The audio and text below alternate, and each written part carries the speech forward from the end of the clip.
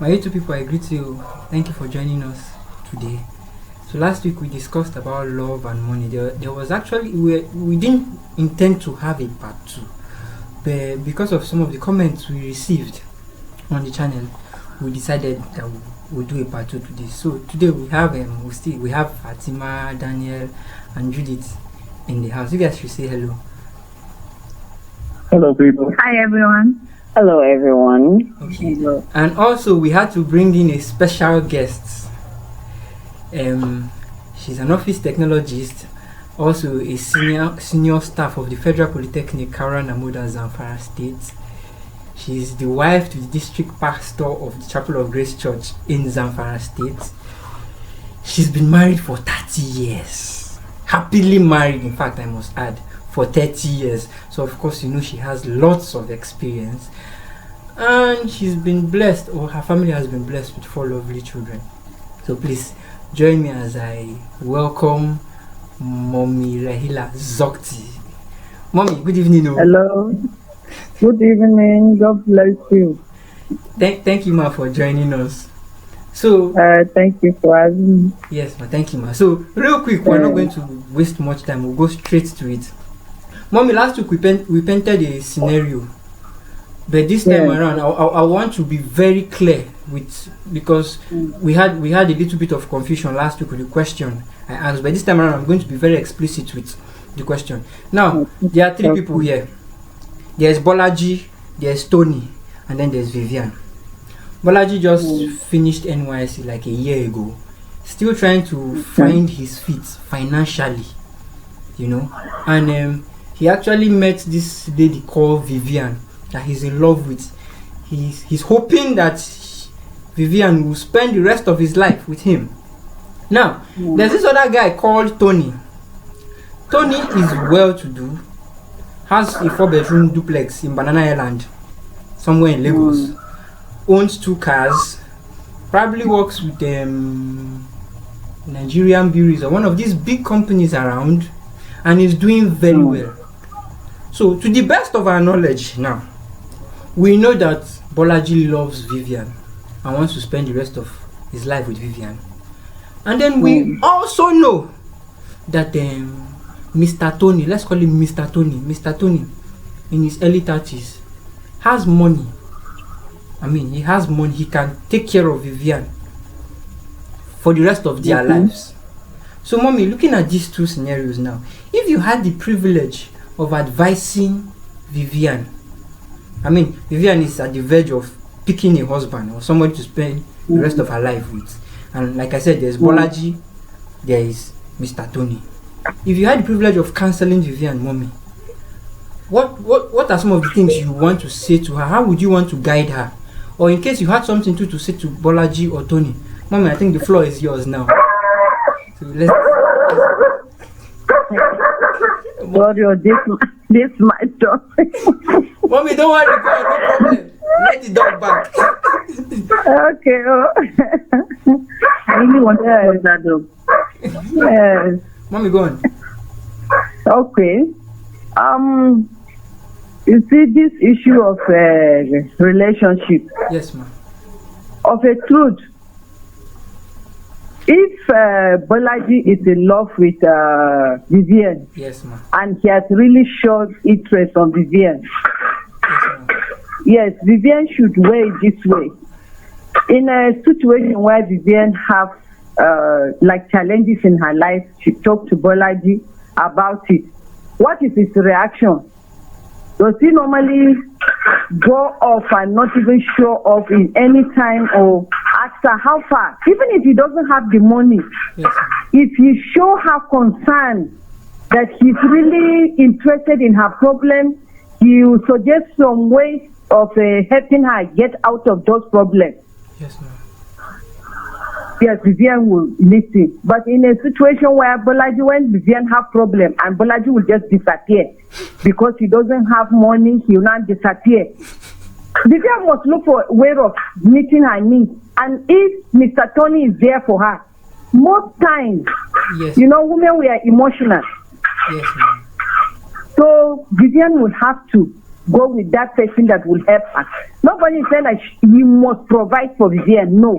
But suggest ways that Vivian will be able to come out of that challenge or problem she's going through. So if I will advise her, I would say, weigh the two people and see who has your interest in his heart. Okay. So, Mom, the person that is always there for you with good advice. Mr. Tony may just give the money and walk away. He doesn't care about her feelings. Okay. You understand? Yes, ma'am. Yes, but if Bolaji insisted in here, let's do this way. Have you tried this one? Have you tried this one? I advise that Vivian should go for Bolaji. So because okay, go on, Mommy, yes, go on. Tomorrow is only in the hands of God. Yes. Okay. So, Mommy, if I understand you clearly, it's really not even about money now. It's about who is more concerned, who is more. Very well, very well. Who is more concerned about her problem? Okay. Because that makes a good husband. The person that will stay by you, even when you have or when he has or he doesn't have, is with you. Okay. So it's really not about the money now. No, not about money. Because money have wings, they can fly anytime. Okay, because Mommy, why we brought up this issue is because these days, I mean, every woman wants financial security. That one is true. Every woman wants financial security, and being that Bolaji now doesn't necessarily have that, and coupled with the pressure from the girl side, family pressure, and maybe her friends too, the kind of guys her friends get married to, all those kind of things. I don't know, like where does love now come in? How can she balance up? Because let's assume that she's from a family where there's money, there's no really money from her family, and then she doesn't want to go back to that kind of life. I don't know if I'm making sense to you, man. Like how does she balance it? How does she balance? Because if she grew up in a kind of environment where they lived all her life, she lived with her parents in a room and parlor, and now this is Mr. Tony that is promising her a duplex, but we are not sure if there's love. How does she balance it? Where does this balance come in? Okay, if Vivian is a child of God, because I'm more concerned about children of God. Okay. If she really loves God, yes, she will not bother about the money. Who told her that Bolaji will not be rich tomorrow? Okay. You understand? Yes, ma'am. Bolaji can be rich tomorrow. The situation he's in now does not mean the end of his life. Okay. You understand? Okay, ma'am. Some of us, when we got married, you know that when I got married, my husband was in H21. I remember this story, man. First semester and H21. Hi. And today, see the man today, a PhD holder. I'm telling you. Wow. We are calling him Dr. Opa. Yes. And the other people that were coming, maybe they were working before. Some of them have two wives. Sometimes I would say, so I would have been the person now having second wife. You understand? As Yes. So let her not look at the immediate person of Bolaji. Look at who is Bolaji. Does he have that prospect of making it or doing something out of his life? Okay. Or he is the person that has resigned to faith? Okay. Yes, that's my candid advice. Thank you, ma'am. Fatima, Daniel, and Judith, I think they have questions for you too, if they are ready. I don't know who wants to go first. Maybe Daniel, you should come in, or I don't know. Which any one of you is fine. Eh? Okay, I'll go first. Okay, go on, Judith. Okay. Hi, everyone. Judith here. God bless you, my dear. Okay, so mommy, the question is from Olusegun Ilemori, and he says, money or love cannot stand alone. There has to be a common ground where both meet. What are your thoughts on this, ma? Yes, as I was saying from the beginning or just a while ago, that the fact that somebody doesn't have money now does not mean he will not have money tomorrow. But if that person really loves you and he's there for you, in whatever comes your way, he's there for you. Advice, trying to struggle here and here, there to help you come out of any situation with advices, prayers, and so on. That is a good man. But any man that just throw money around for you, money cannot be everything. If the money is there, you will be. In fact, I have friends that have sleepless nights crying because the husband is nowhere to be found. The money is there, but they cannot see their husband. The money is missing. Man is missing, but there's money. But the money is there. Okay. So I felt that nobody should rely on money. Go for the love. The money will come. As long as you're a child of God, the money will come. Yes. And I love people that build their homes together, not going for ready-made house. Hi. Mommy, please tell them. Please tell them. So, we build our home together and we are enjoying it. God bless you. God bless you. Okay, so who is going next with questions? Okay, I think I should. Okay, go on. Thank you very much, Mom. There's a question here from Faith Aditwe. Okay. Says, if love and money are the only variable she has to choose from, she would choose love. I mean, which do you think should come first? Love or money? And this is like a follow-up question from Global. Says, she thinks love is a must. Love is a must, yes. So how would you react to this, Mom? Yeah, no, yes, love is first. Yes. Go on, ma. The money will come. Mommy, this question is from Okafor. He says that love is never enough and also that money makes love sweeter. How true are these statements?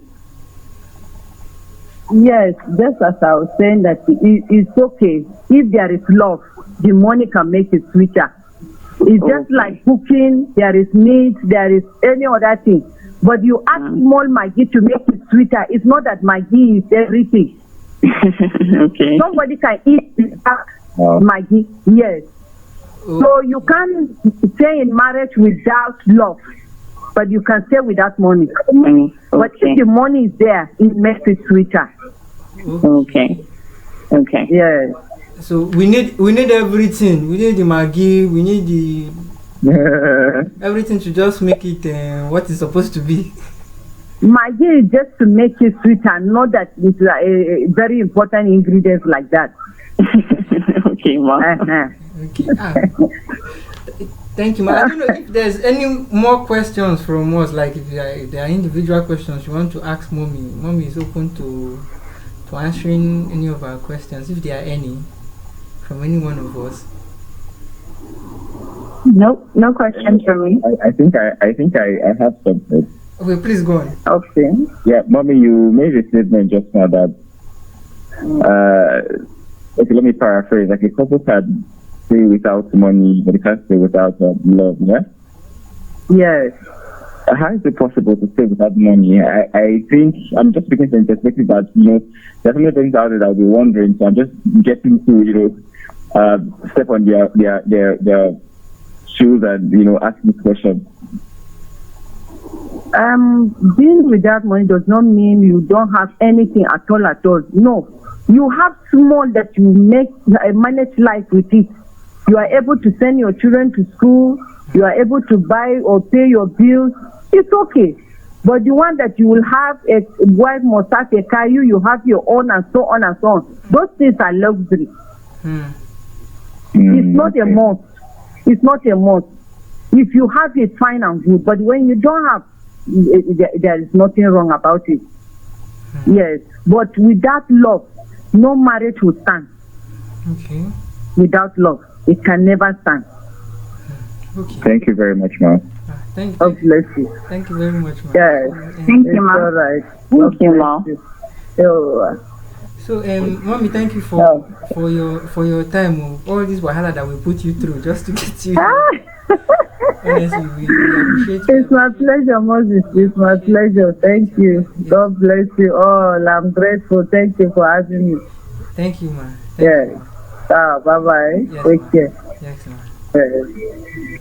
And then to the rest of us, I want to appreciate Fatima, Daniel, and Judith for taking out time to have this conversation. Those of you watching, if you've not subscribed, please subscribe or share, like, comment, tell people about this show, and then we'll see you again next week. Thank you.